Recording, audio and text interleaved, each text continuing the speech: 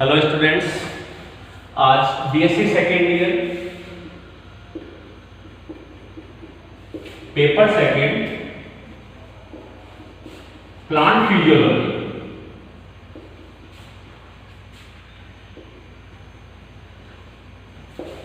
Physiology and biochemistry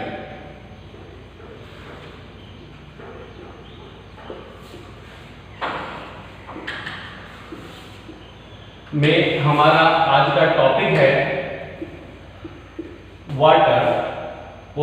minerals absorption.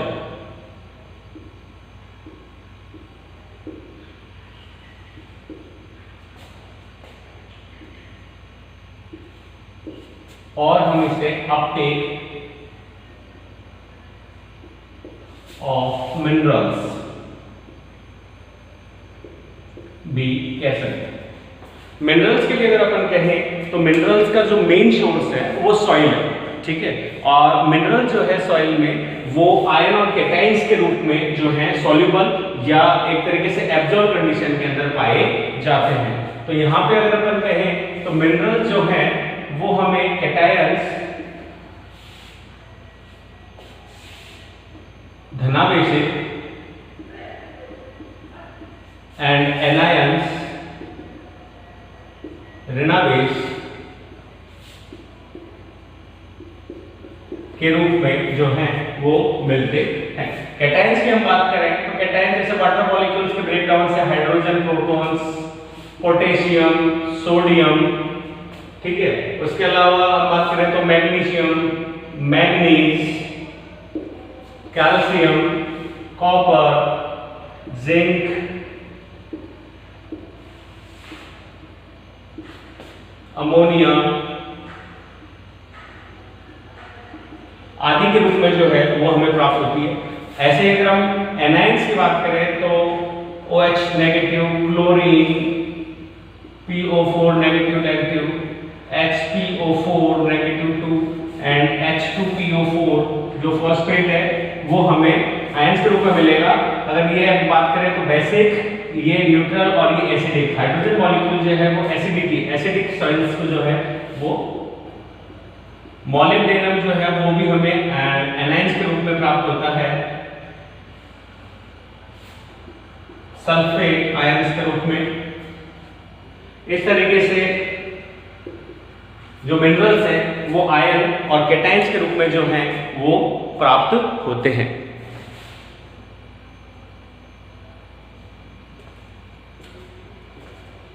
Next, इन्हीं minerals को देखते हुए हम कह सकते हैं कि सॉइल में मिनरल्स 3 फॉर्म में जो है वो पाए जाते हैं। First one is soluble, form. Soluble की अगर अपन बात करें तो कह सकते हैं घुलनशील।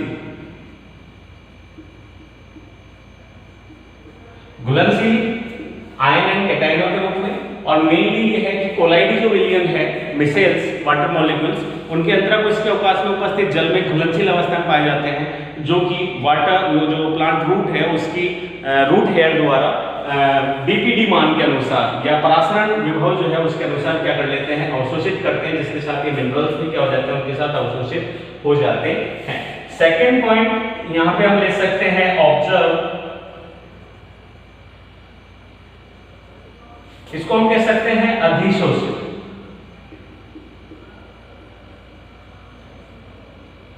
अधिशोषित की हम बात करें तो जो मिसेल्स हैं, वाटर जो सॉइल पार्टिकल्स हैं, वो अगर ऋणावेशित है तो वो अपने चारों तरफ किसको बांध के रखती है, धनावेश, उदासीन रहने के लिए। उसी तरीके से अगर सॉइल पार्टिकल जो है वो धनावेशित है तो वो अपने चारों तरफ किसका संबंध बनाएगी, एनायंस का। इस तरीके से ये एक दूसरे से इलेक्ट्रोस्टैटिक फोर्स द्वारा क्या रहते हैं, बाइंड रहते हैं, और ये ऊपरी सतह के रूप में होते हैं, चार सतह के रूप में, एनायन या कैटायन के रूप में, और इन्हीं के द्वारा संपर्क से जो रूट हेयर है वो क्या करता है, आयंस एंड कैटायंस को क्या करता है, एब्जॉर्ब करने का कार्य करता है। तीसरी फॉर्म जो है that is combined. Combined form की अगर हम बात करें तो कंबाइंड भी हम कह सकते हैं कि इस फॉर्म में आयन कैटायंस या जो तत्व हैं, मिनरल्स हैं, वो कार्बनिक अकार्बनिक मिलकर क्या बना लेते हैं, यौगिक, कंपाउंड्स। और ये यौगिक जो होते हैं वो जटिल होते हैं, एब्जॉर्ब करने के लायक नहीं होते, प्लस उनकी संपूर्ण यौगिक की आवश्यकता नहीं होती। अतः प्लांट के द्वारा जो है वो सॉल्युबल एंड अब्जॉर्ब जो है उन्हीं को ही क्या किया जाता है, अपटेक किया जाता है। कंपाउंड जो यौगिक हैं उनको अपटेक किया नहीं जाता।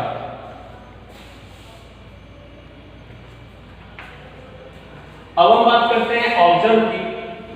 तो ऑब्जर्व के लिए एक सिंपल सा कंसेप्ट अगर अपन यहां देखें तो प्लांट सेल वॉल जो है वो बाहर की ओर से कवर्ड है सेलुलोज से बनी हुई सेल वॉल से, और उसके अंदर है उसमें एक चयनात्मक पारगम्य झिल्ली जिसे हम बोलते हैं प्लाज्मा मेम्ब्रेन। प्लाज्मा मेम्ब्रेन इस प्रकार के आवेशों के लिए अपारगम्य होती है, वो उसमें से आ जा नहीं सकते। तो ऐसी कंडीशन में यहाँ पे एक एग्जांपल के रूप में हम डायग्राम से देखें तो रॉबर्टसन जो यूनिट कंसेप्ट है उसके अंदर उन्होंने स्ट्रक्चर में बताया है कि जो प्लाज्मा मेम्ब्रेन है वो लिपिड एंड प्रोटीन से मिलकर बनी है, लिपिड एंड प्रोटीन से मिलकर बनी है, और उसमें लिपिड जो है उसके दो पोलर एंड्स बताए हैं। फर्स्ट इज हाइड्रोफिलिक है,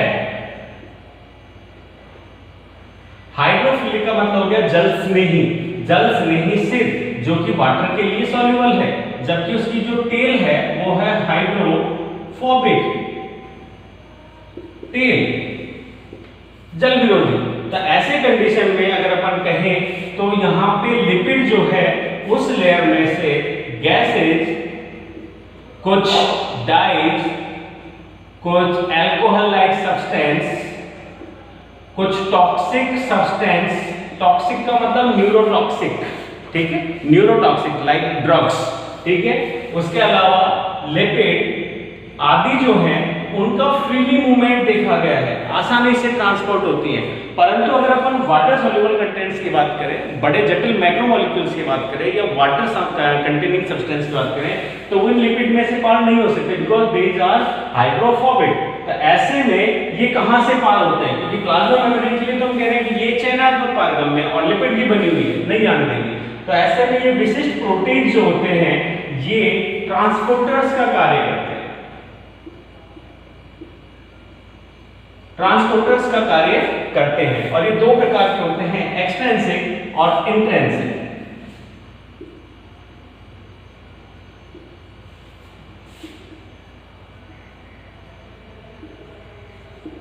extrinsic and intrinsic.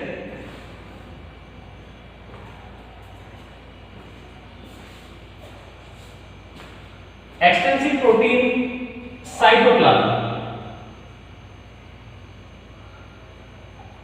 That is ECM।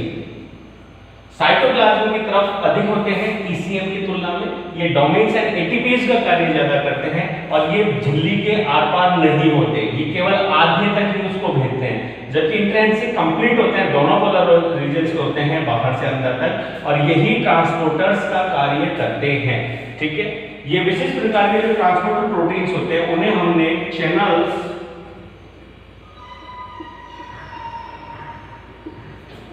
Carriers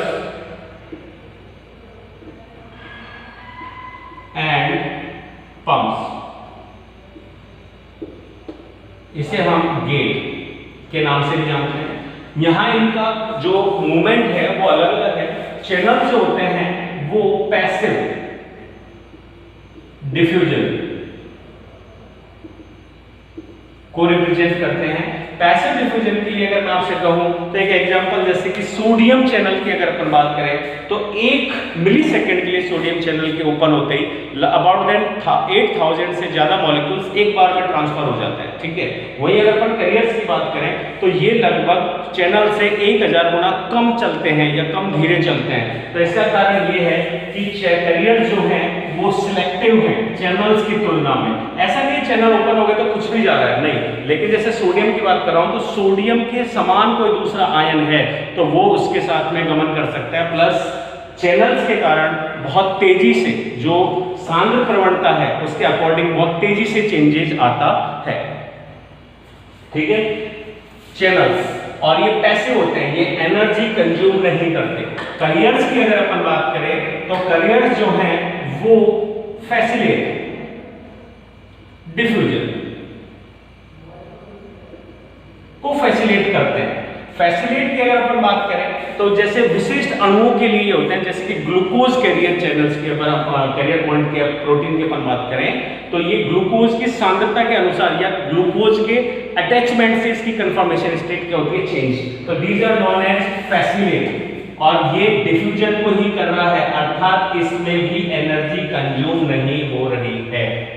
फिर आते हैं पंप्स, ये पूरी तरीके से एक्टिव का कार्य करते हैं। तो यहां पर हम कह सकते हैं कि चैनल्स एंड जो कैरियर्स हैं वो पैसिव विदाउट एनर्जी, मतलब निष्क्रिय अवशोषण को के लिए जिम्मेदार है, जबकि कैरियर्स एंड पंप्स जो हैं वो किसके लिए, एक्टिव।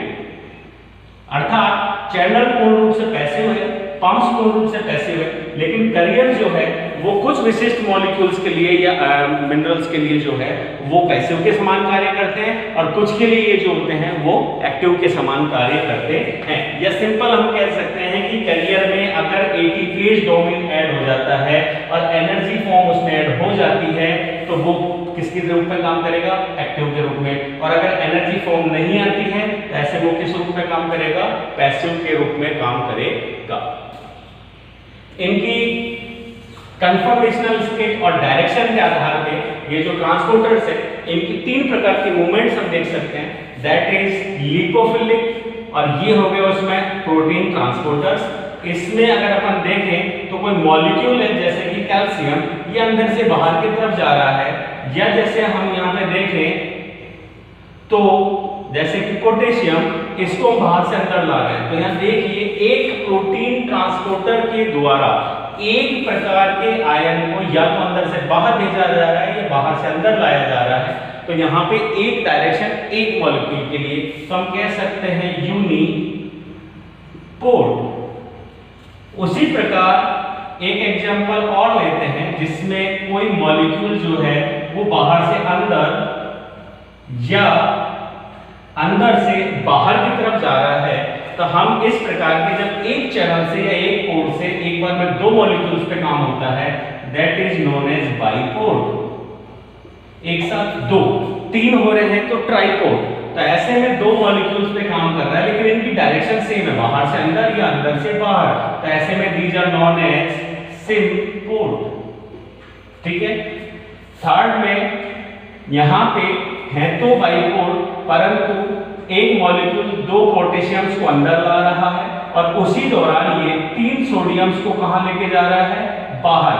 मतलब दो आयनों पे काम कर रहा है लेकिन दोनों की डायरेक्शन अलग अलग है, दैट इज एंटीपोर्ट। तो ये है इनकी कंफर्मेशन स्टेट्स। ये न्यूटन के लिए बहुत इंपॉर्टेंट है। यूनिपोर्ट एक डायरेक्शन, सिम्पोर्ट एक ही डायरेक्शन लेकिन दोनों साथ में, एंटीपोर्ट अलग अलग डायरेक्शन अलग अलग मॉलिक्यूल्स। ठीक है,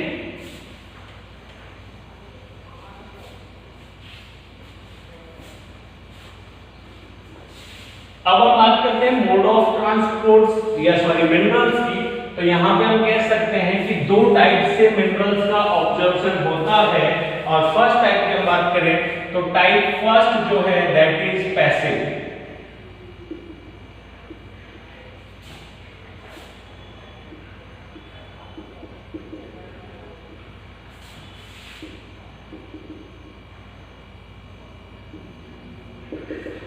passive observation of minerals. Passive के लिए अगर हम कहें तो पैसिव का मतलब हो गया कि मिनरल्स का ऑब्जर्वेशन या अपटेक जिसमें एनर्जी कंज्यूम नहीं हो रही है, दैट इज पैसिव ऑब्जर्वेशन। इसमें कई साइंटिस्ट की अलग अलग अभिधारणाएं जो हैं वो सम्मिलित हैं, जिसमें फर्स्ट हम यहां पे ले सकते हैं कुछ कंसेप्ट। इसके लिए मैं कहूं आपसे तो ये चीज ध्यान में रखने के लिए है कि पैसिव में क्या क्या है। पैसिव में सबसे पहले हम कह सकते हैं कि पैसिव ट्रांसपोर्ट में एनर्जी, उपापचयी क्रियाओं द्वारा प्राप्त एनर्जी का अपघटन नहीं होता है, एटीपी का अपघटन नहीं होता है, इसमें किसी प्रकार की ऊर्जा काम नहीं आती है। दूसरा यह है सांद्रता प्रवणता या केमिकल पोटेंशियल जो ग्रेडियंट है, ठीक है, रासायनिक विभव की दिशा में ही कार्य करता है। तीसरी चीज हम कह सकते हैं ये तब तक चलता है जब तक कि साम्य अवस्था स्थापित नहीं हो जाती, ठीक है। चौथा हम यहाँ पे कह सकते हैं कि इनमें जो वितरण है आयनों का वो क्या होता है, समान। जो विनिमय है या वितरण है वो क्या होता है, आयनों का समान। जैसे कि बाहर और अंदर जो है वो पॉजिटिव है तो बाहर से अंदर नेगेटिव आएगा, और बाहर पॉजिटिव ज्यादा है तो अंदर से नेगेटिव बाहर जाएगा। आयनों का जो एक्सचेंज है वो क्या होता है, समान। तो यहाँ पे पैसिव के लिए हम कह सकते हैं फर्स्ट थ्योरम जो हम यूज में ले सकते हैं यहाँ पे वो है डिफ्यूजन।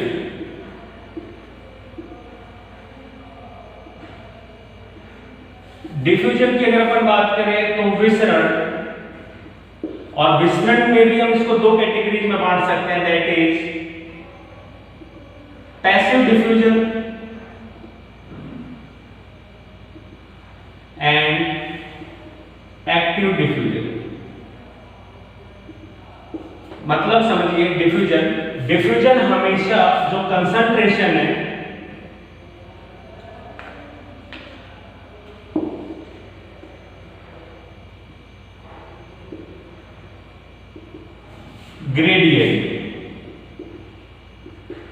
ग्रेडियंट, और ये ग्रेडियंट का मतलब जो है वो होता है डिफरेंस।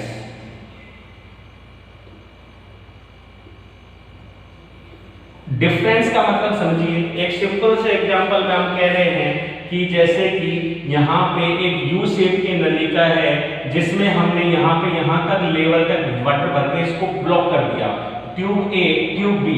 ऐसे में अगर हम इस ब्लॉकेज को हटाते हैं तो वाटर का फ्लो किधर की तरफ होता है, इधर की ओर, और तब तक होगा बी की ओर जब तक कि दोनों का लेवल या वाटर मॉलिक्यूल्स का जो कंसंट्रेशन है वो क्या नहीं हो जाती, इक्वल नहीं हो जाती।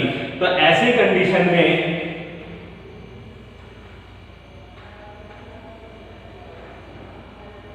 ए बी, तो ऐसी कंडीशन में यहां पे हम ये कह रहे हैं कि ए से बी की तरफ क्यों गया, इसलिए गया क्योंकि ए की तरफ वाटर की कंसंट्रेशन बहुत ज्यादा रिच थी, ठीक है, प्रेशर बहुत ज्यादा था, जबकि बी के पास कुछ नहीं था कि वो ए को दे सके।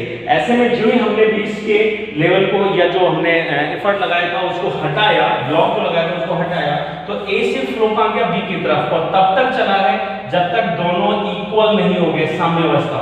तो अर्थात ये जो कंसंट्रेशन ग्रेडियंट है क्यों डेवलप हुआ, क्योंकि ए के पास बहुत ज्यादा था, बी के पास बहुत कम था, और ये डिफरेंस जो है जितना ज्यादा होगा उतनी तेजी से आयंस का या लिक्विड पार्टिकल्स के मूवमेंट को शो करता है, ठीक है। That difference is known as gradient, ठीक है। दूसरा इसमें हम एक वर्ड और यूज में ले सकते हैं, that is chemical potential. Chemical potential gradient की अगर अपन बात करते हैं तो ये भी बहुत इंपॉर्टेंट है। केमिकल पोटेंशियल दैट इज रासायनिक विभव, और ये जो रासायनिक विभव है ये किसकी वजह से, ये मुक्त ऊर्जा की वजह से ही डेवलप होता है। रासायनिक विभव किसी भी पार्टिकल की जो क्रियाशीलता है उसका द्योतक है, उसको समझाता है। इसको समझें तो हम कह सकते हैं कि पर्टिकुलर किसी भी मॉलिक्यूल या विलयन में उपस्थित मॉलिक्यूल की निश्चित दाब और निश्चित ताप के ऊपर उसके अणुओं द्वारा मुक्त की हुई ऊर्जा तथा उसके इकाई क्षेत्रफल पे डिपेंड करता है उसकी केमिकल जो है पोटेंशियल, और यही केमिकल एनर्जी जो है उसके मूवमेंट को फ्लो करती है, ठीक है। दैट केमिकल पोटेंशियल ग्रेडियंट, जिसकी वजह से यहाँ पे क्या हो रहा है, फ्लो हो रहा है मूवमेंट्स का। कैसे, तो यहाँ पे हम एक डायग्राम अगर देखें तो that is root tip and that is root tip, और ये हो गए सॉइल पार्टिकल्स, और इन सॉइल पार्टिकल्स पे अगर हम बात करें तो यहाँ पे जो है वो अलग अलग मॉलिक्यूल जो है वो मतलब आयन जो है वो है यहाँ पे उपस्थित। ऐसे में अगर हम देखें तो यहाँ पे आयनों की जो कंसंट्रेशन है वो क्या है, बहुत ज्यादा, जबकि अंदर अगर अपन देखें तो इनकी कंसंट्रेशन जो है वो क्या है, बहुत ही कम। और ये जो कंसंट्रेशन ग्रेडियंट है जिसके कारण ये क्या कर लेते हैं, तुरंत जो जल अवशोषण करते हैं उसके साथ पोटेशियम या अन्य कैटायन आयंस का भी क्या कर लेते हैं, अधिग्रहण कर लेते हैं, अवशोषण कर लेते हैं। तो ऐसे में यहाँ पे डिफ्यूजन कंप्लीट होता है। अब यहाँ पे बात आती है दो टाइप की। पैसिव का मतलब तो हो गया सिंपल कंसंट्रेशन की दिशा में, और एक्टिव नहीं, फैसिलिट। फैसिलिट डिफ्यूजन की हम बात करें तो फैसिलिट डिफ्यूजन भी डिफ्यूजन है, इसमें एनर्जी कंज्यूम नहीं हो रही है, लेकिन हम ये कह सकते हैं कि फैसिलिट डिफ्यूजन का मतलब है कि डिफ्यूजन प्रोसेस में पर्टिकुलर किसी मॉलिक्यूल की सांद्रता, ठीक है। जैसे एग्जांपल हमने ग्लूकोज के लिया कि जो चैनल्स हैं या जो कैरियर्स हैं वो तब ही ओपन होएगा या तब ही अपने आप को कंफर्मेशन स्टेट चेंज करेगा जब उसमें उसका कोई स्पेसिफिक मॉलिक्यूल बाइंड होता है, जैसे कि ग्लूकोज में, दैट इज फैसिलिट डिफ्यूजन। सेकंड यहाँ पे जो पॉइंट हम ले सकते हैं वो ले सकते हैं डिफ्यूजन के बाद में मास फ्लो। हालांकि ये वाली थ्योरी बहुत ज्यादा पॉपुलर नहीं है। मास फ्लो ये एक भौतिक बल के ऊपर डिपेंड करती है। इस थ्योरम के अनुसार ये कह सकते हैं कि जब वेपराइजेशन की दर बहुत ज्यादा होती है, वास्कोउत्सर्जन दर, जिसकी वजह से असेंट ऑफ सैप बढ़ता है, जो वास्कोउत्सर्जन खिंचाव बल लगता है, तो उसकी वजह से सारा प्रेशर लीव से स्टेम, स्टेम से रूट, और रूट से कहां चले जाता है, रूट हेयर, और रूट हेयर में उस बहुत ज्यादा अवशोषण प्रेशर की वजह से क्या होता है, वो सॉइल में उपस्थित वाटर को तेजी से खींचता है, और उसकी वजह से, उस मास फ्लो की वजह से उसमें जो घुलनशील आयंस होते हैं वो भी उसके साथ सीधे अंदर जाइलम के अंदर पहुंच जाते हैं। ठीक है, तो ये किसी हद तक अगर अपन मानते हैं कि बहुत ज्यादा कंसंट्रेशन होने पर एब्जॉर्प्शन की रेट बढ़ जाती है, लेकिन वह रेशियो भी एक लिमिट तक ही बढ़ता है। ऐसे में वेपराइजेशन जो है या ट्रांसपायरेशन जो है वो हर वक्त कंटिन्यू नहीं होता है। ठीक है, तीसरा पॉइंट यहां पे लेके चल रहे हैं, that is ion exchange.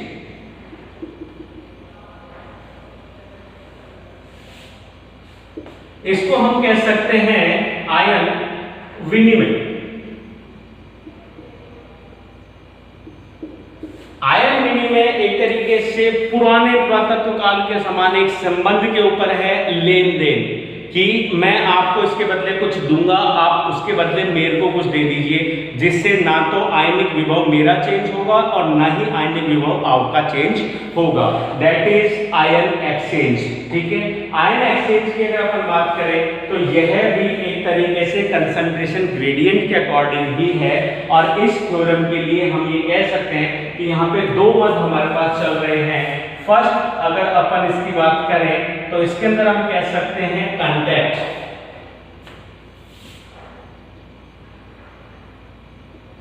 By contact ion exchange, by contact ion exchange. Contact ion exchange को हम एक डायग्रामेटिकली समझते हैं, that is root hair and root tip, और ये हो गया सॉइल पार्टिकल या मिसेल। ठीक है, और इसके ऊपर जो है वो पोटेशियम आयंस जो हैं वो क्या है, एक तरीके से ऑब्जर्व कंडीशन के ऊपर है। ऐसे में वाटर के ब्रेकडाउन से जो क्या बोलते हैं रूट की सरफेस है वो कैसी है, नेगेटिवली चार्ज, वो नेगेटिवली चार्ज, और ये भी कैसा है, नेगेटिवली चार्ज, जिसकी बाह्य सरफेस के ऊपर क्या आ रहा है, पोटेशियम आयन, और यहां पे क्या आ रहे हैं, हाइड्रोजन आयन। ये जो आयन है ये कोलाइडी सरफेस के ऊपर क्या करते हैं, एक ऑसिलेशन, क्या करते हैं, दोलन गति शो करते हैं। इस दोलन के कारण ये दोनों एक दूसरे से क्या कर लेते हैं, विनिमय, और विनिमय करने के कारण जो हाइड्रोजन है वो इधर पास हो जाएगा, तो जो पोटेशियम है वो तो पास हो गया उधर, और जो हाइड्रोजन मॉलिक्यूल था वो पास हो गया इधर। That is contact ion exchange. इसे हम आयन एक्सचेंज कह सकते हैं, जहां पे समान आवेश के दो आयन जो हैं वो एक दूसरे से क्या हो रहे हैं, एक्सचेंज हो रहे हैं। इसी में एक दूसरा जो कंसेप्ट है दैट इज कार्बोनिक एसिड।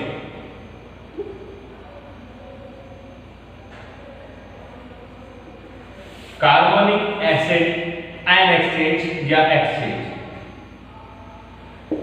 इसमें एक सिंपल कंसेप्ट को हम डिजाइन करते हैं जिसमें हम कह सकते हैं कि जब रूट रेस्पिरेशन करती है, जब रूट रेस्पिरेशन करती है तो ऐसी कंडीशन में यह CO2 जो है उसको क्या करती है, त्यागती है, जिसकी वजह से वहां CO2 की कंसंट्रेशन क्या हो जाती है, बढ़ जाती है। ये CO2 H2O से रिएक्शन करके बनाती है H2CO3, और ये H2CO3 जो है वो एक तरीके से कैटायन और एनाइंस के अंदर, कार्बोनेट एनाइंस के अंदर ब्रेक हो जाते हैं, हाइड्रोजन प्रोटॉन और CO3H- इन दो के अंदर क्या हो जाते हैं, ब्रेक हो जाते हैं, और जो मिसेल है सॉइल पार्टिकल उसकी सरफेस पे है पोटेशियम।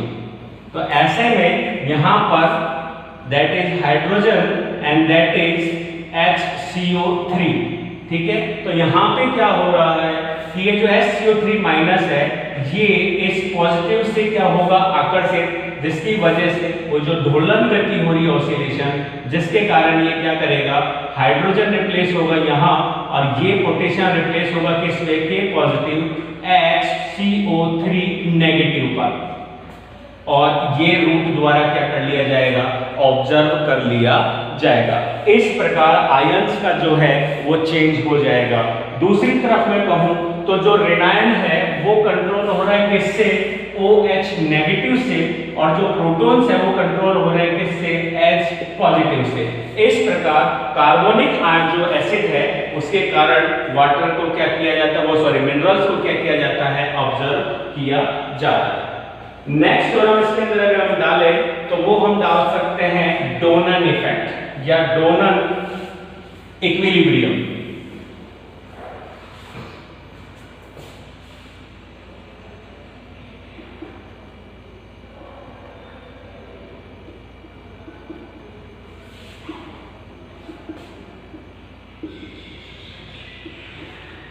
साम्यावस्था,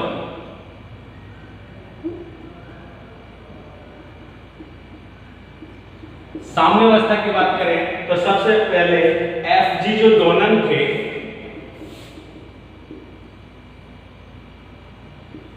नाइनटीन ट्वेंटी सेवन में Fg डोनन ने जो है वो एक कंसेप्ट दिया। उन्होंने कहा कि प्लाज्मा मेम्ब्रेन जो है वो कैटायंस एंड एनायंस दोनों के लिए जो है वो सिलेक्टिवली परमिएबल होती है, लेकिन उनको आने जाने देती है, ठीक है। दूसरी बात उन्होंने कही कि प्लाज्मा मेम्ब्रेन के बाहर ECM और साइटोप्लाज्म में आने जाने के बावजूद अंदर की तरफ नेगेटिव चार्ज जो है वो ज्यादा और बाहर की तरफ पॉजिटिव चार्ज जो है वो ज्यादा होता है। अंदर की तरफ पॉजिटिव चार्ज जो है कम और बाहर की तरफ नेगेटिव चार्ज जो है वो कम रहता है। ये जो आयनों का जो ग्रेडियंट है, विभव है, इसको मेंटेन करके रखती है। इसका कारण, जबकि ये पॉजिटिव एंड नेगेटिव दोनों के लिए पारगम्य है, फिर भी ऐसा होता है, क्यों? इसका कारण है कि अंदर की तरफ नेगेटिव चार्जेस की वजह से ये पॉजिटिव जो आयंस हैं उनको अंदर अपटेक करने में सहायक होती है, और इस नेगेटिव के अगेंस्ट जितने पॉजिटिव अंदर जाएंगे उससे अंदर की तरफ पॉजिटिव आवेश क्या होगा, बढ़ेगा, और वो पॉजिटिव आवेश जो है अब अट्रैक्ट करेगा किसको, नेगेटिव आवेश को। इस तरीके से अब यहाँ नेगेटिव आवेश बढ़ेगा और वो नेगेटिव आवेश किसको बढ़ाएगा, वापस पॉजिटिव आवेश को, और ये क्रिया तब तक चलती रहती है जब तक साम्य अवस्था स्थापित नहीं हो जाती। इसी को ही डोनन इक्विलिब्रियम कंसेप्ट कहा गया। इसको हम एक एग्जांपल से समझते हैं। अकॉर्डिंग टू डोनन, उनके फॉर्मूले के अनुसार साइटोप्लाज्म कंसंट्रेशन, अगर अपन बात करें कैटायन कंसंट्रेशन इन साइटोप्लाज्म, ठीक है, upon cation concentration in ECM बाई कोशिका के बाहर is equals to anion concentration in ECM upon anion concentration in cytoplasm, ठीक है। तो ऐसे में अगर अपन कहें तो एक सिंपल एग्जांपल से इसको समझते हैं। यहां पे हमने that is plasma membrane, that is cyto, अंदर की तरफ ये हो गया cytoplasm and that is ECM. ऐसे में यहां पे क्या हो रहा है, लगभग हमने 6 पोटेशियम लिए,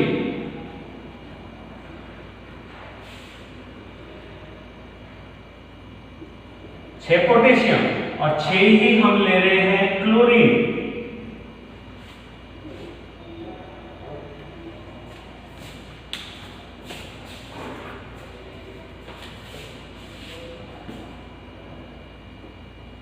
क्लोरीन आयन,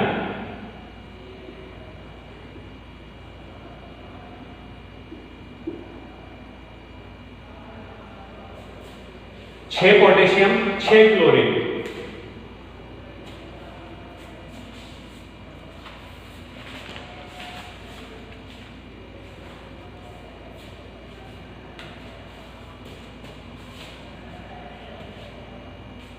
अंदर की तरफ जो एक ऋणावेश है वो हमारे पास कितना है, 8।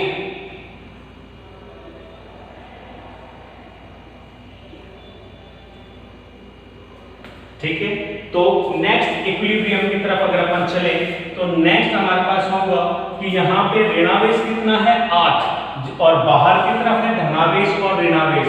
इसके कारण ये क्या होगा, ये जो 8 ऋणावेश हैं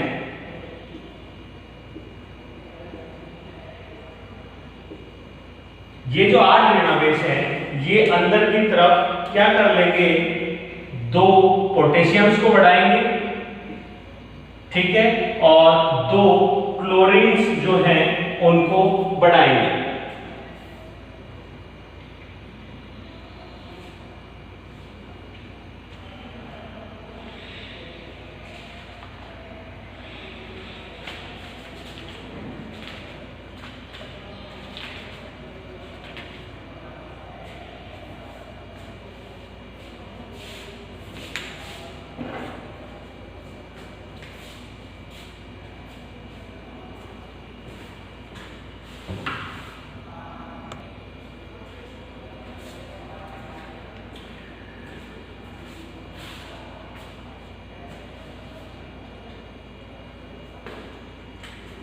one two three four five six potassium बाहर है, 1 2 3 4 5 6 क्लोरीन बाहर है। अंदर की तरफ 8 ऋणायन तथा 6 पोटेशियम जो है वो अंदर की तरफ है, ठीक है। ऐसे में 6 पोटेशियम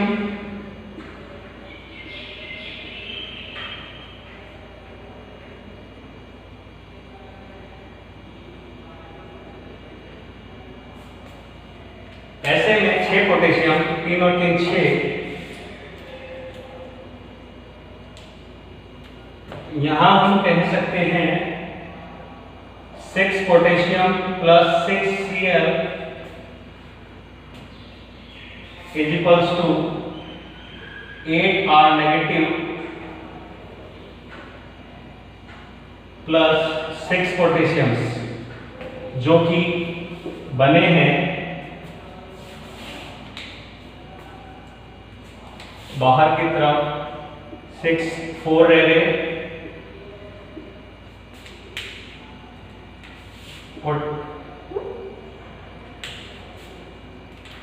पोटेशियम्स 4।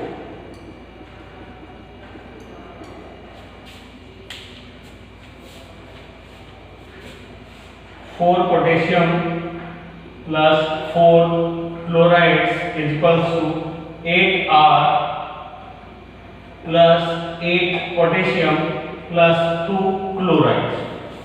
ठीक है, ये है फॉर्मूला। तो इसको अगर हम फॉर्मूले में पुट करते हैं तो हमारा फॉर्मूला बनता है बाह्य जो साइटोप्लाज्म है, cytoplasm K upon ECM K equals to ECM chloride upon cytoplasm chloride molecules. Cytoplasm में जो पहले वाला हमारा K है वो कितना आ रहा है 8 और ECM में कितने हैं 4, जबकि ECM में जो क्लोराइड्स हैं वो कितने हैं 4, जबकि साइटोप्लाज्म में क्लोराइड्स कितने हैं 2। That reaction is before and that is after, equilibrium के बाद में। तो ऐसे में 4 1 2 2 1 2 अर्थात 2/1 and 2/1, that is Donen equilibrium.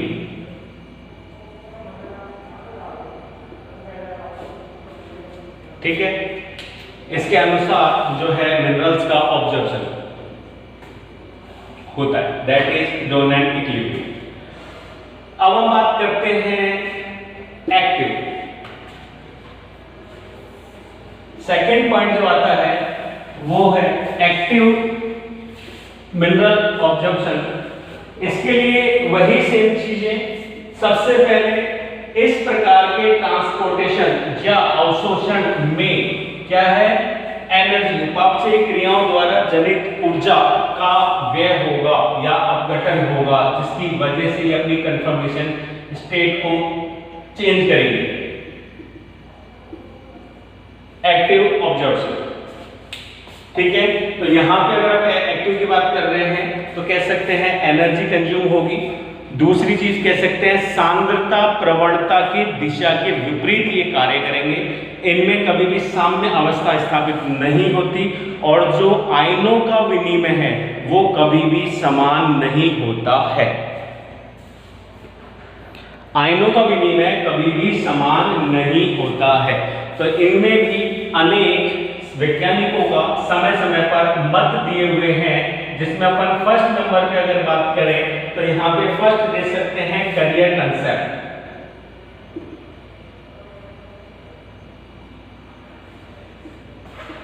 जो कि वेंटन हॉर्नेट ने दिया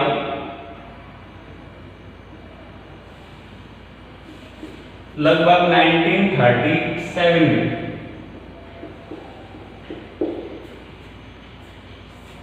वेंटन हॉर्नेट ने कहा कि प्लाज्मा मेम्ब्रेन में उपस्थित इंट्रिंसिक प्रोटीन्स एक विशेष प्रकार का कैरियर्स की तरह कार्य करते हैं और ये जो हैं ये मॉलिक्यूल्स के ट्रांसपोर्टेशन में सहायक होते हैं, एक चीज।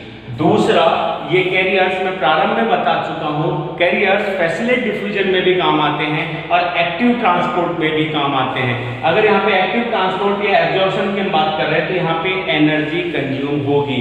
तो ऐसे में उनका सिंपल मत को समझिए, वेंटन द्वारा प्लाज्मा झिल्ली में मिनरल्स को ऐसे ही गमन के लिए रोक दिया। समझिए, सबसे पहले that is micelle soil particle. Soil particle से मान लीजिए कंसंट्रेशन ग्रेडियंट के अनुसार कोई मिनरल है, मिनरल आयन है जैसे कि पोटेशियम, ये सेल वॉल में से आसानी से घुस सकता है। यहाँ पे है इसकी आउटर स्पेस और सेल वॉल के बाद में यहाँ बनती है प्लाज्मा मेम्ब्रेन। ठीक है, तो सेल वॉल में से तो एंटर हो गया और यहाँ पे आउटर स्पेस में आ गया, परंतु यहाँ से आगे के लिए आयनों के लिए प्लाज्मा मेम्ब्रेन पूर्ण रूप से क्या होती है अपारगम में। ये आवश्यकता पड़ने पर ही आयनों को अंदर या अंदर से बाहर जाने की परमिशन देती है। और ये हो गई outer space and that is inner space. तो आउटर स्पेस से इनर स्पेस में जाने के लिए इस बाधा को पूर्ण करना पड़ेगा, और इस बाधा के लिए उन्होंने स्पेशल ट्रांसपोर्ट फोर्स की बात करी या प्रोटीन्स की बात करी, जिनको उन्होंने नाम दिया है कैरियर। और ये कैरियर जो है ये 3 हिसाब से काम करते हैं। सबसे पहले कैरियर प्रोटीन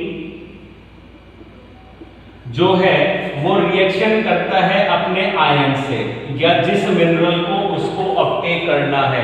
ऐसा नहीं है कि कैल्शियम कैरियर है और सोडियम को पार करा देगा, नहीं। जो सोडियम है सोडियम के लिए ही काम करेगा। हाँ, एक समान के लिए कर सकता है, जैसे कि क्लोरीन एंड ब्रोनियन जो है वो दोनों के दोनों एक साथ या एक ही प्रकार के ट्रांसपोर्टर में कवर हो जाते हैं।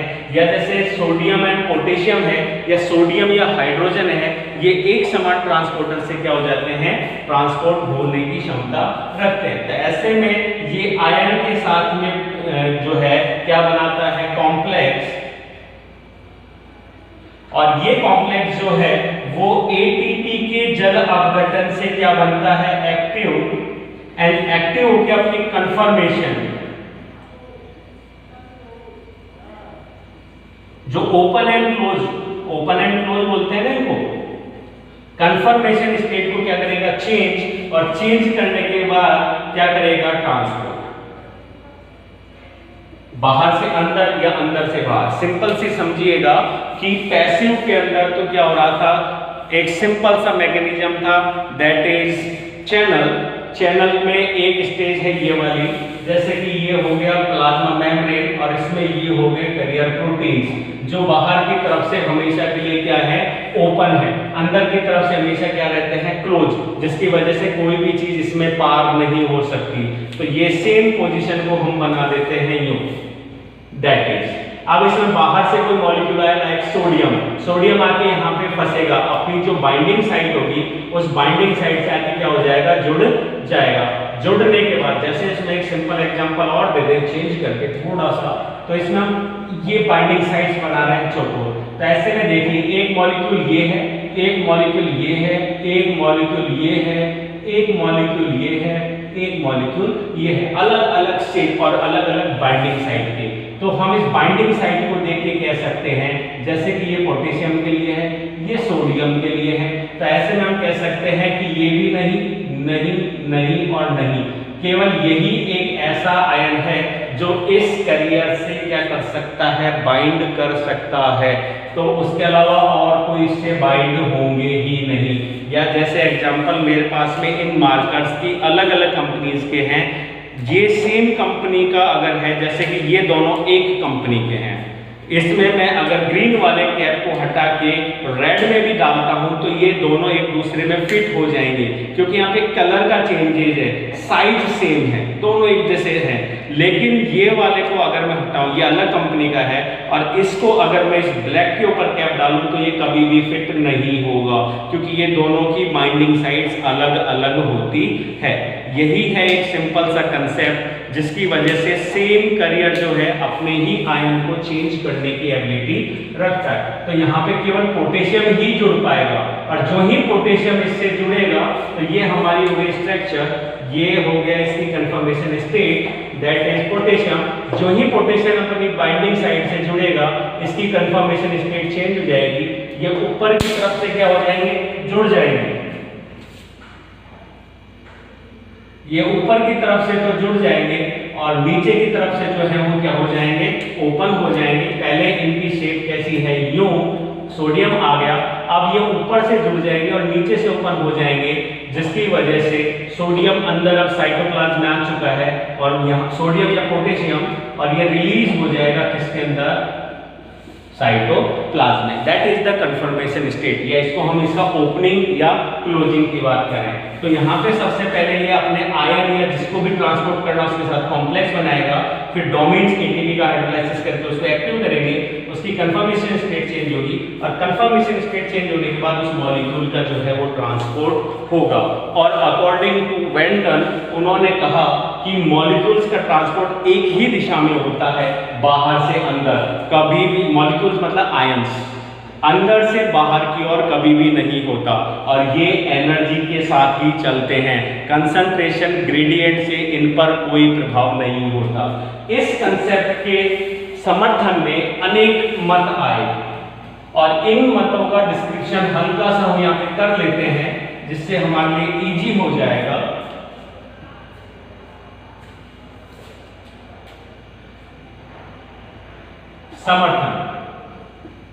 समर्थन में सबसे पहला जो हमारा समर्थन है वो है आइसोटॉपिक। एक्स्ट्रा नहीं है, इसको लोड नहीं ले, केवल समझे।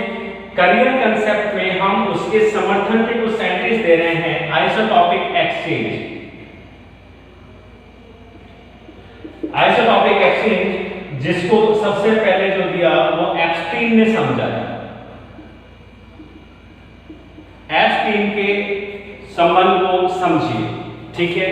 अब से पहले पैसिव एब्जॉर्प्शन में हम एक कंसेप्ट पढ़ रहे थे कि सांद्र प्रवणता के अनुसार आवेशों का स्थानांतरण होता है। अगर कंसंट्रेशन ग्रेडियंट सॉइल में ज्यादा है, सीड उसमें क्या बोलते हैं रूट में कम है, तो बाहर से अंदर हो जाएगा। और अगर उसी रूट को हम एक सांद्र घोल में रख दें तो ऐसे में वो कहाँ हो जाएगा, अंदर से कहाँ आ जाएंगे, बाहर। तो ऐसी कंडीशन को चेक करने के लिए एप्स्टीन ने एक प्रैक्टिकल किया। उन्होंने जो जौ की जड़ें हैं, जौ प्लांट को क्या किया, उन्होंने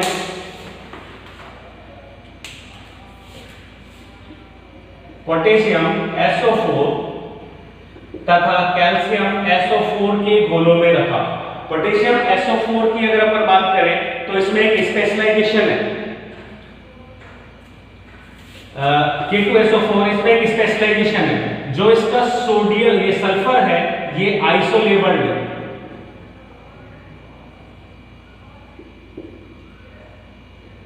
जो सोडियम है वो आइसोलेबल है, जबकि इसमें आइसोलेबलिंग नहीं की है। तो सिंपल एक्सपेरिमेंट को समझिए। उन्होंने जौ की जड़ों को एक निश्चित तापमान और निश्चित समय के लिए पोटेशियम सल्फेट का जो घोल था उसके अंदर रखा, और उसमें सल्फर जो है उसको क्या किया हुआ है, आइसोलेबल्ड कर रखा है, आइसोटॉपिक है। अब निश्चित समय के बाद जो ही जौ को रखा उसको किस में रिप्लेस कर दिया, कैल्शियम सल्फेट में। और कैल्शियम सल्फेट में रखने के बाद अगर हम कहें तो कैल्शियम और पोटेशियम में से पोटेशियम की जो रिप्लेसमेंट सांद्रता है कैल्शियम से ज्यादा है, जिसको अपन प्रतिस्थापन अभिक्रिया कहते हैं, कैल्शियम से क्या है, ज्यादा है। ऐसे में जो है सल्फेट वो इस रूट से बाहर आना चाहिए। SO4 माइनस जो है वो क्या आना चाहिए, बाहर आना चाहिए। लेकिन उन्होंने देखा कि जो ही उसको कैल्शियम सल्फेट में रखा, कुछ क्षण के लिए तो सल्फेट बाहर आया, लेकिन उसके बाद में ये बाहर नहीं आया, ठीक है, एब्जॉर्प्शन के बाद। ये कैरियर कंसेप्ट को क्या बोलते हैं, समर्थन करते हैं। क्या इस एक्सपेरिमेंट से ये नतीजा निकलता है कि एक बार कैरियर कंसेप्ट या कैरियर प्रोटीन से आयनों के अंदर जाने के बाद, एक्सचेंज हो जाने के बाद वो वापस लौट नहीं सकते। आयन एक बार प्रवेश करने के बाद वापस बाहर आ नहीं सकता। अर्थात ये प्रूफ करता है कि जो ऑब्जर्वेशन है वो पूरी तरीके से एक्टिव है, कंसंट्रेशन ग्रेडियंट के अनुसार नहीं करती है काम, ठीक है। दूसरा इसी के अंदर अगर अपन एक और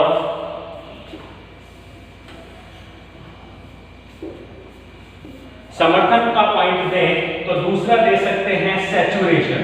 सेकंड पॉइंट इसमें दे सकते हैं सैचुरेशन इफेक्ट। सैचुरेशन का मतलब हो गया संतृप्त। सैचुरेशन का मतलब हो गया संतृप्त। इसको अपने अभी जो एक्सपेरिमेंट अपने डायग्रामेटिकली समझा उसी से समझिए कि ये प्लाज्मा मेम्ब्रेन में ये हो गए कैरियर प्रोटीन्स, और कैरियर प्रोटीन में, एक कैरियर प्रोटीन में मान लीजिए 2 बाइंडिंग साइट है, किसके लिए, पोटेशियम के लिए, ठीक है। और बाहर जो है वो इसकी कंसंट्रेशन पोटेशियम की जो है वो बहुत ज्यादा है। तो अकॉर्डिंग टू पैसिव ज़्यादा कंसंट्रेशन की वजह से पोटेशियम को अंदर ज़्यादा आना चाहिए, लेकिन यहाँ पे सैचुरेशन जो है इफेक्ट ये शो करता है कि जब इसमें बाइंडिंग साइट 2 है और बाहर पोटेशियम की सांद्रता बहुत ही ज़्यादा है, तो इससे कोई बहुत फर्क नहीं पड़ता, ये अपने अंदर 2 पोटेशियम को ही क्या करेगा, बाइंड करता है। अर्थात जो कैरियर प्रोटीन है वो अपनी बाइंडिंग साइट पे अपने मॉलिक्यूल को बाइंड करने के बाद संतृप्त हो जाता है, उसके बाद कंसंट्रेशन का कोई प्रभाव नहीं पड़ता। अर्थात प्रोटीन जो है कैरियर प्रोटीन वो अपनी संतृप्तता के साथ या बाइंडिंग साइट के साथ ही ट्रांसपोर्ट करता है। ये भी बहुत बड़ा सिद्धांत है जो ये शो करता है कि ट्रांसपोर्टेशन में एक्टिव या एनर्जी कंज्यूम होती है, कंसंट्रेशन ग्रेडियंट के अनुसार नहीं होता।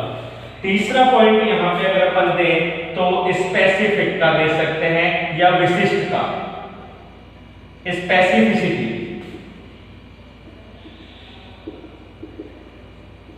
इफेक्ट।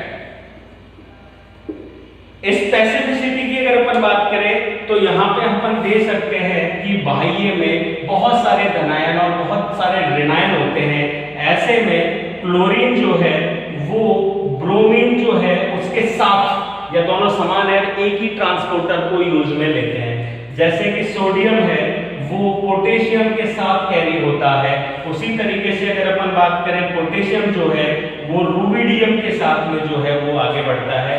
तो यहाँ पे हम देख सकते हैं कि यहाँ पे विशेषता की अगर अपन बात करें तो ब्रोमीन की उपस्थिति जो है वो क्लोरीन की जो एब्जॉर्प्शन पावर है उसको क्या करती है, ज्यादा प्रभाव नहीं डालती है। विशेषता और दूसरा कंसेप्ट इसमें हम ये भी ले सकते हैं कि इस पूरे के पूरे में जो स्पेशल कैरियर प्रोटीन्स हैं वो अपने ही मॉलिक्यूल्स को क्या करते हैं, कैरी करते हैं पूरे कंफर्म इसमें जो आयनों का विभव है उसके अंदर से, कंसंट्रेशन में से। फोर्थ पॉइंट इसी के लिए हम ले सकते हैं that is competition. Competition effect की अगर हम बात करें प्रतिस्पर्धा, तो हाँ हम ये कह सकते हैं कि केमिकल पोटेंशियल या जो ग्रेडियंट है उसके बढ़ने पर एब्जॉर्प्शन जो है उसकी मात्रा एक लिमिट तक बढ़ती है।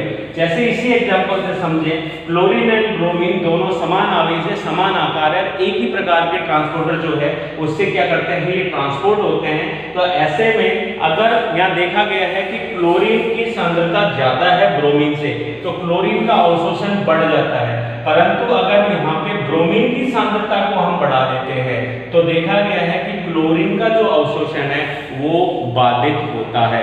उसी प्रकार से सोडियम और पोटेशियम में जो है वो ज्यादा प्रभाव नहीं पड़ता, पोटेशियम का अवशोषण अधिक होता है, परंतु सोडियम की उपस्थिति में रूबिडियम जो है उसका अवशोषण जो है वो क्या हो जाता है, कम हो जाता है। That is competition.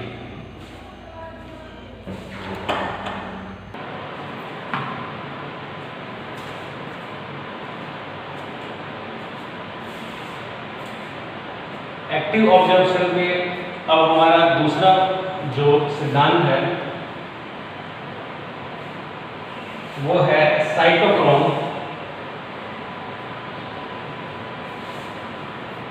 Pump theory.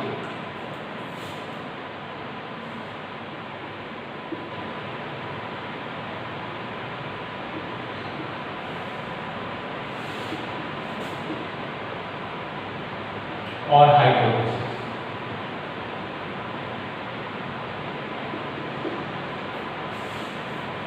यह परिकल्पना जो है सबसे पहले लुंडेग्राथ जो थे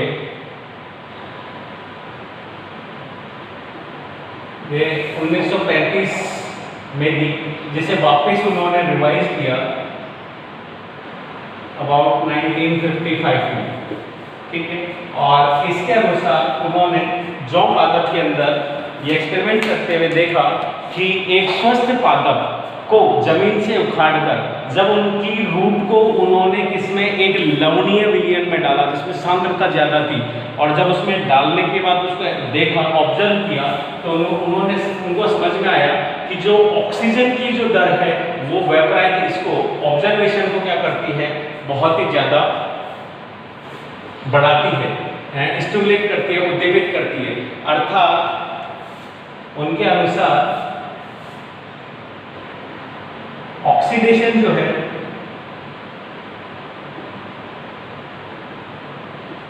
उसका सीधा सीधा प्रभाव था मिनरल्स ऑब्जर्वेशन। ठीक है, इसको उन्होंने कारण बताया कि जो प्लाज्मा मेम्ब्रेन है उसके अंदर है साइटोक्रोम। ये जो साइटोक्रोम है ये क्या कर रहा है, यहाँ पे रिएक्शन कर रहा है ऑक्सीडेशन की और अपचयन की।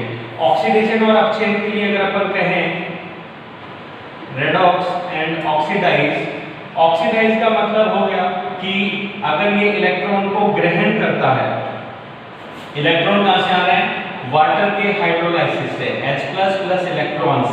ठीक है, तो इस इलेक्ट्रॉन को ग्रहण करने से ये क्या हो रहा है, ऑक्सीडाइज, और इस इलेक्ट्रॉन को जब मुक्त कर रहा है तो ये हो रहा है रिडक्स। इस इलेक्ट्रॉन के अभिगमन के कारण ये इलेक्ट्रॉन जो है वो साइटोक्रोम के कारण झिल्ली से कहां जा रहा है, बाहर। उसकी एवज में, इस इलेक्ट्रॉन की एवज में ये दूसरे ऋणायन या किसी दूसरे आयन को क्या कर रहा है, आराम से एब्जॉर्ब कर रहा है, और एब्जॉर्ब करने के बाद वापस किस में कन्वर्ट हो जाता है, ऑक्सीडाइज, और ऑक्सीडाइज होने के बाद वापस रिडक्स। ये ऑक्सीकरण एंड अपचयन जो है ये आयनों के प्रभाव को क्या कर रहे हैं, दर्शा रहे हैं, और इस सारी चीजों में एनर्जी जो है वो एटीपी के रूप में कंज्यूम होती है, एक चीज। दूसरी बात अगर अपन ये कहें तो उनके अनुसार यहाँ पे जो ऋणावेन है उनका ट्रांसपोर्ट जो पॉजिटिव है उनमें कोई समानता नहीं है, दोनों एक दूसरे से स्वतंत्र हैं, फ्री, एक चीज। दूसरा उन्होंने कहा कि नेगेटिव जो चार्ज है आयंस, उनका ट्रांसपोर्ट होता है, ऑब्जर्व होता है। पॉजिटिव जो आयंस है वो इनके आवेश को संतुलन के लिए प्लाज्मा मेम्ब्रेन से अंदर की तरफ क्या होते हैं, डिफ्यूज। एक सिंपल सा मत। इस थ्योरी की अगर अपन कमियों की बात करें तो सबसे पहले तो प्रैक्टिकली ये क्लियर हो चुका है कि जो साइटोक्रोम्स है, साइटोक्रोम, ये जो साइटोक्रोम्स हैं ये प्लाज्मा मेम्ब्रेन में नहीं पाए जाते। ये साइटोक्रोम माइटोकॉन्ड्रिया ईटीसी साइकिल के अंदर ही जो है वो पाए जाते हैं। दूसरा अगर अपन कहें तो जो श्वसन दर है, रेस्पिरेशन रेट, रेस्पिरेशन रेट जो है वो कुछ हद तक नेगेटिव एंड पॉजिटिव मतलब केटायन और एनायन दोनों के अवशोषण को बढ़ाती है। ठीक है, जबकि यहाँ पे है कि केवल ऋणावेश को बढ़ाती है, धनावेश को नहीं बढ़ाती। तो ये दो अपवाद हैं इसमें जो इस थ्योरीज को क्या करते हैं, पूर्ण रूप से सिद्ध नहीं करते। इसके बाद एक्टिव ट्रांसपोर्ट में हम थर्ड पॉइंट जो लाते हैं वो लाते हैं फॉस्फोलिपिड साइकिल हाइपोथेसिस।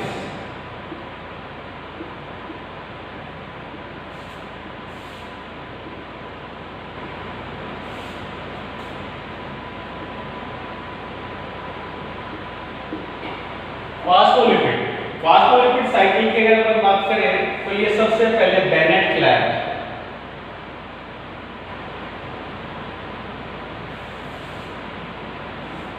ने 1956 में प्रतिपादित की, और उनके अनुसार एक सिंपल वे में अगर अपन इसको समझें तो उनके अनुसार जो प्लाज्मा मेम्ब्रेन है उसके अंदर एक विशिष्ट फॉस्फोलिपिड लेसिथिन की उपस्थिति में आयंस का ट्रांसपोर्ट होता है। लेसिथिन एक उभयधर्मी यौगिक है या फॉस्फोलिपिड है जो धन और ऋण दोनों आवेशों से कॉम्प्लेक्स बना सकता है, जुड़ सकता है।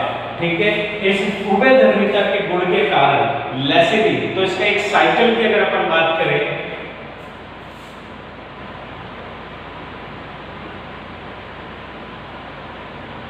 लेसिथिन जो है वो बाह्य ईसीएम से धनायन और ऋणायन दोनों से क्या बनाता है, संकुल, क्लोरीन माइनस और ये हो गया पोटेशियम प्लस, तो यहाँ एक तरीके से लेसिथिन आयन कॉम्प्लेक्स, ठीक है। और ये क्या हो चुका है अभी, अब उदासीन। ये जो लेसिथिन आयन कॉम्प्लेक्स बना है इसको एक लेथिनेज एंजाइम,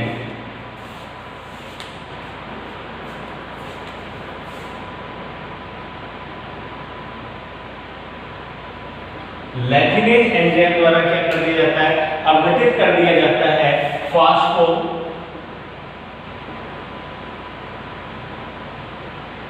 टाइलिक एसिड में एंड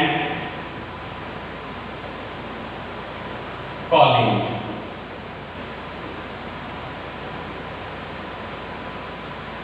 फास्फोटाइलिक एसिड में और कॉलिन में, ठीक है। और फास्फोटाइलिक एसिड जो है वो अब यहां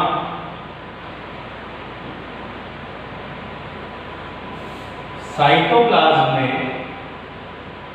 इन कैरी किए हुए कैटायन और जो एनायन है उनको क्या कर देते हैं, मुक्त कर देते हैं।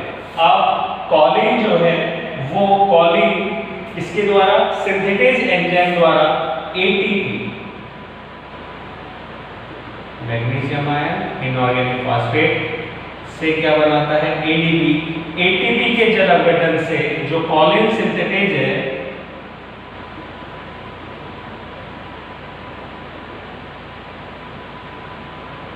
एंजाइम जो है वो यहां पे बना देता है एसिटाइल कॉलिन।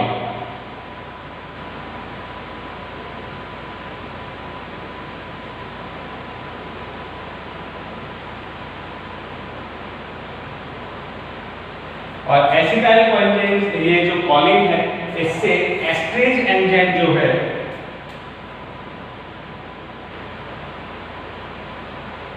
कौन सा, कॉलिन,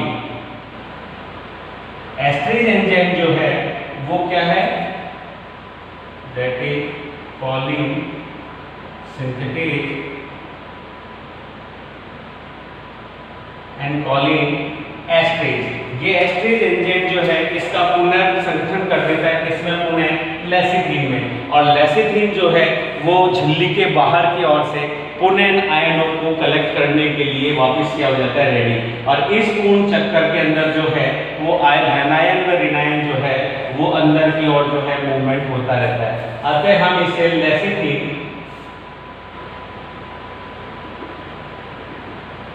साइकिल हाइपोथेसिस भी कहते हैं। लास्ट मत की अगर अपन बात करें,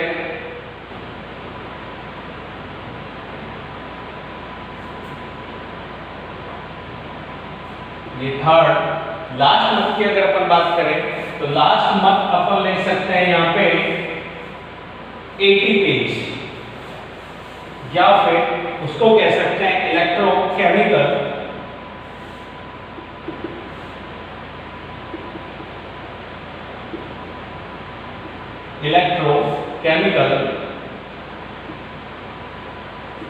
ग्रेडियंट।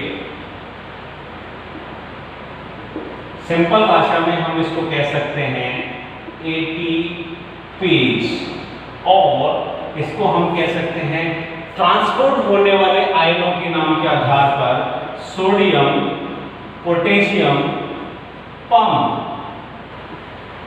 प्रारंभ में मैंने आपको चैनल्स, कैरियर्स और पंप्स के बारे में समझाया था, ठीक है। तो जो हमारी फास्फोलिपिड जो साइकिल थी साइटोक्रोम की, उसी से थोड़ा बहुत रिलेटेड है कि जो मेम्ब्रेन है उसके अंदर एक विशिष्ट, जो मैंने डायग्राम से बताई थी, these are intrinsic proteins and these are extrinsic proteins, और ये डोमिन एंड एटीपेज के समान व्यवहार करते हैं अलग अलग कैरियर्स में या अलग अलग पंप्स में।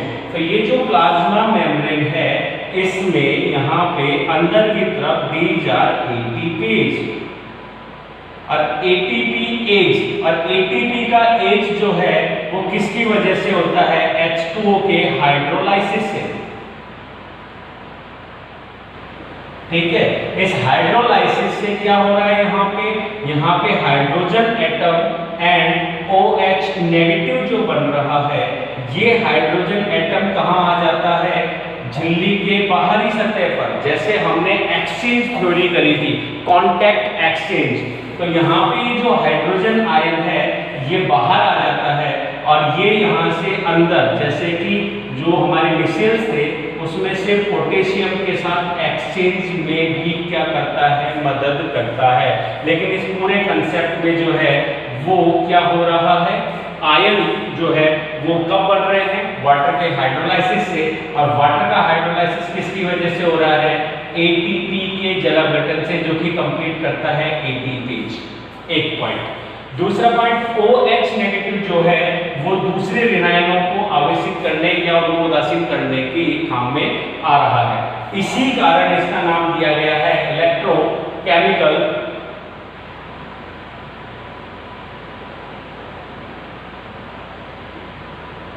ग्रेडियंट। ठीक है, तो इलेक्ट्रो ग्रेडियंट, इलेक्ट्रो का मतलब वैद्युत, केमिकल का मतलब रासायनिक, और ये हो गया प्रवणता। इस वैद्युत रासायनिक प्रवणता के कारण आयनों का जो है वो अंदर की तरफ क्या हो रहा है? प्रवेश।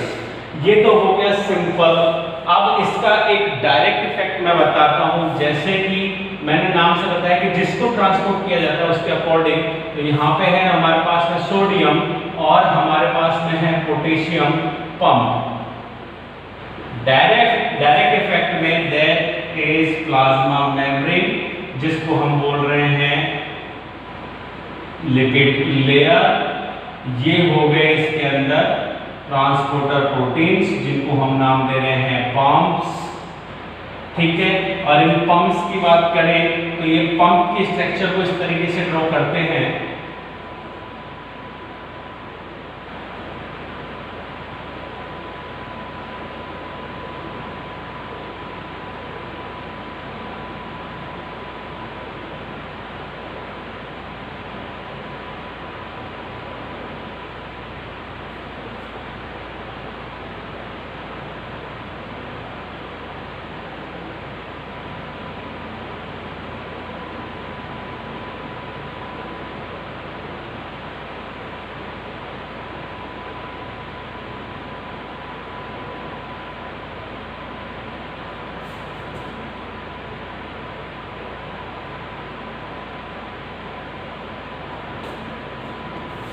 That is open. ये हो गया ECM। यहाँ पे पोटेशियम की सांद्रता जो है वो क्या है? कम है, जबकि सोडियम की सांद्रता क्या है? ज्यादा है। समझिएगा बात को, सोडियम की सांद्रता क्या है? ज्यादा, बहुत ज्यादा, जबकि पोटेशियम की कंसंट्रेशन क्या है? कम। That is cytoplasm. यहाँ पे पोटेशियम की जो सांद्रता है वो क्या है? ज्यादा है, और सोडियम की जो कंसंट्रेशन है वो क्या है? यहाँ पे कम।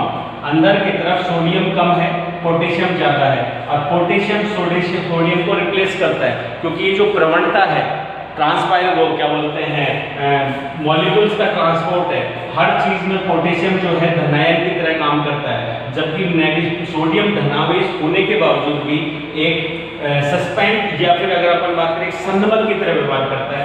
अतः जीव द्रव्य से सोडियम हमेशा बाहर निकाला जाता है। और प्रारंभ में मैं आपको बताया था किसके बारे में? चैनल के लिए। चैनल एक बार ओपन हो जाता है तो उसमें बहुत तेज मात्रा में सोडियम अंदर आ जाता है, जिसकी वजह से ग्रेडियंट चेंज हो जाता है। हमें अंदर पॉजिटिव चाहिए लेकिन पोटेशियम, सोडियम हमें नहीं चाहिए। बाहर की तरफ सोडियम बहुत ज्यादा है, अंदर की तरफ सोडियम कम है। बाहर पोटेशियम कम है, अंदर पोटेशियम ज्यादा है। ऐसे में अगर यहाँ पे चैनल्स की बात करते हैं तो जो ही ये चैनल ओपन होगा बाहर से सोडियम अंदर आएगा और पोटेशियम अंदर से कहाँ चले जाएगा? बाहर। लेकिन हमें क्या करना है? यहाँ पे इलेक्ट्रो ग्रेडियंट जो है वो डेवलप करना है, इलेक्ट्रोकेमिकल ग्रेडियंट डेवलप करना है। तो ऐसी कंडीशन में हमको अंदर की तरफ ज्यादा कंसंट्रेशन होने के बावजूद भी पोटेशियम चाहिए और अंदर से सोडियम को बाहर त्यागना है।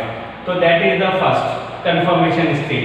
कंफर्मेशन स्टेट के आते ही यहाँ पे कौन जुड़ेगा, यहाँ पे दो एटम्स किसके जुड़ जाएंगे, पोटेशियम, K+, ठीक है। Next stage step 2। Step first के अंदर यहाँ पे क्या बन चुका है, एक कॉम्प्लेक्स बन चुका है, किसका, डोमेन का, ट्रांसपोर्टर का और ऑब्जेक्ट का, या जिसको ट्रांसपोर्ट होना है उसका क्या बन चुका है, कॉम्प्लेक्स।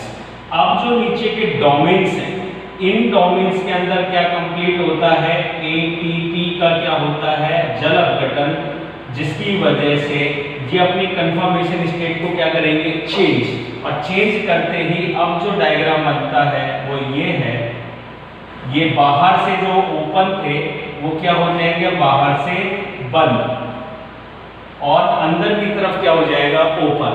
ऐसे में जो ही ओपन होंगे, इसकी जो दोनों साइड से किसकी, पोटेशियम की, वो क्या हो जाएंगी, फ्री। और पोटेशियम कहाँ जाएंगे, 2 पोटेशियम जो है वो कहाँ गए, साइटोप्लाज्म में। और यहाँ पे जो 3 बाइंडिंग साइट है किसके लिए, सोडियम के लिए, उन तीनों बाइंडिंग साइट्स के अंदर सोडियम क्या हो जाएगा, लोड हो जाएगा, 3 सोडियम्स। अब क्या होगी, स्टेप थर्ड।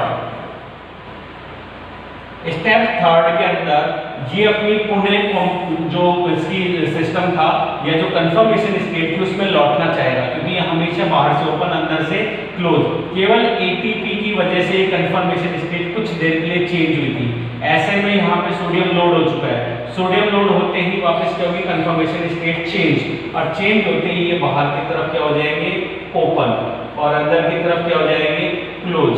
ऐसी कंडीशन में वापस क्या लोड होएगा, पोटेशियम लोड हो जाएगा, और जो तीनों सोडियम थे वो तीनों के तीनों सोडियम कहाँ चले गए, बाहर, ठीक है। और 2 पोटेशियम वापस कहाँ जाएंगे, इसके अंदर आ जाएंगे। तो सोडियम की जगह वापस हो गए रिक्त, और पोटेशियम की जगह क्या हो गई, वापस बढ़ गई। इस तरीके से कंफर्मेशन स्टेट कंटिन्यू चलती जाएगी। तो यहाँ पे हम कह सकते हैं सोडियम पोटेशियम पंप में एक राउंड में या एक कंफर्मेशन स्टेट में 2 पोटेशियम को लिया जाता है अंदर, जबकि 3 सोडियम जो आयंस है, कैटायंस है, उनको निकाला जाता है बाहर। और ये क्रिया जो है ये एक तरीके से कंसंट्रेशन ग्रेडियंट के अगेंस्ट हो रही है, इसीलिए इसमें एनर्जी जो है वो कंज्यूम होती है। ये 4 पॉइंट्स जो हैं हमारे एक्टिव एब्जॉर्प्शन के थे। फर्स्ट इज कैरियर कंसेप्ट, दूसरा हमारा फास्फोलिपिड, या अगर हम बात करें तो लेसिन वो क्या बोलते हैं, साइटोक्रोम पंप थ्योरी, तीसरा हमारी लेसिंथिन साइकिल हो गई, और चौथा हो गया एटीपेज या सोडियम पोटेशियम पंप। अब अगर इसके इफेक्ट्स की बात करें तो हाँ, एब्जॉर्प्शन पे बहुत सारे फिजिकल कैरेक्टर्स जो हैं या इंटरनल कैरेक्टर्स जो हैं वो इफेक्ट करते हैं। वीडियो काफी लंबा हो रहा है इसलिए इसको शॉर्टली ले लेते हैं। First is temperature. टेम्परेचर के इंक्रीज होने से जो प्लाज्मा मेम्ब्रेन की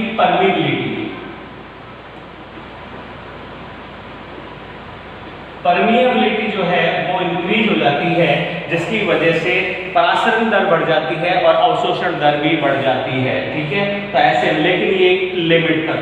दूसरा यहाँ पे अपन इफेक्ट डाल सकते हैं किसका, लाइट का, क्योंकि जो हमारी फॉस्फोलिपिड या लेसिथिन साइटोक्रोम साइकिल जो हमने पढ़ा, वो साइटोक्रोम साइकिल ये कहती है कि जो ऑक्सीडेशन है वो प्रोपोर्शनल टू है ऑब्जर्वेशन, वो प्रोपोर्शनल है किसके, ऑब्जर्वेशन के, ठीक है। तो ऐसे में यहाँ पे ऑक्सीजन की सांद्रता जो है वो अवशोषण की दर को बढ़ाती है, श्वसन जो है वो ऑक्सीजन की दर को बढ़ाता है। तीसरा हम यहाँ पे ले सकते हैं ऑक्सीजन की कंसंट्रेशन, जो कि सिंपल डायरेक्ट इसी चीज से समझ में आती है कि ऑक्सीजन की कंसंट्रेशन जो है वो या रेस्पिरेशन की जो दर है वो इसको अवशोषण को बढ़ाती है। देन पीएच का सांद्र प्रवणता के ऊपर और अवशोषण पे डायरेक्ट प्रभाव पड़ता है। अधिक पीएच जो है वो अवशोषण की दर को बढ़ाता है। एसिडिक और जो बेसिक मीडिया है वो अवशोषण की दर को जो है वो इंक्रीज और डिक्रीज करते हैं। इसके अलावा अगर करते हैं मॉलिक्यूल्स का इंटरेक्शन, इसका भी सीधा सीधा प्रभाव पड़ता है इंटरेक्शन, क्योंकि जो विपरीत आवेश है